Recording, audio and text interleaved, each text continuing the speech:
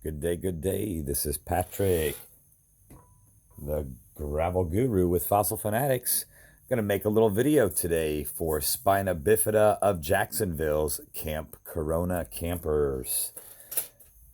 We're going to talk a little bit about the fossils in Florida and about shark tooth hunting in the creeks and rivers. It has become a super popular hobby, and there's two ways to do it. One way is to get out in the creeks and rivers and explore, and another way is to go through these bags of matrix that people collect from different locations all over the world pretty much.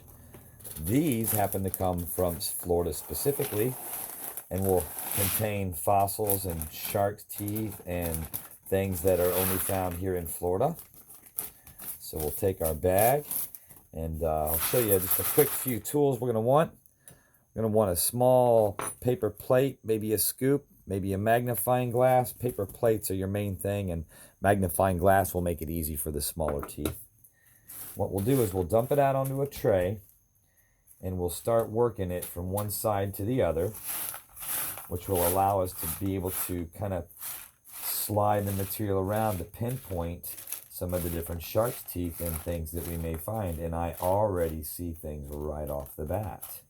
This matrix is a great way to find fossils from different locations that you may never have even seen before. Some of these sharks, a lot of these sharks actually don't even exist anymore.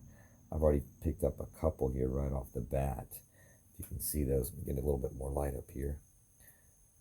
These appear to be the lemon shark. Lemon shark, which is actually a species of sharks that still exists right now. We'll keep these on this clean paper plate over here. See another section of a lemon shark. Here's a couple of neat things here. These are pavement teeth from the stingray. Stingray mouth plates or pavement plates. These would have been in large groupings in the mouth of a stingray, and then when it fell to the bottom of the ocean after its death and became fossilized, it broke apart along the weakened edges, and we find the remains of those pavement teeth. I believe that they were a popular food for sharks in these estuaries, so they were always found along with shark's teeth. They seem to be in most locations anyway. Just kind of drag the gravel slowly down from one side to the other to expose what we're looking for. And in these thinner gravels, with the white background of the paper plate, these teeth will just pop out at you as you're hunting. Small lemon shark there. Oh, I see a nice one. There we go. You can see that. That is gorgeous. That is a tiger shark. And what a beautiful specimen. It's got some wonderful golds, yellows, and rust colors. That's created from the minerals that are soaked into the tooth as it loses all of its living tissue and it's becoming a fossil. It's soaking in the minerals from the surrounding area, and those minerals will determine the color of the shark tooth. A yellow or red or gold tooth like that probably soaked in a lot of iron oxides. There is another stingray tooth.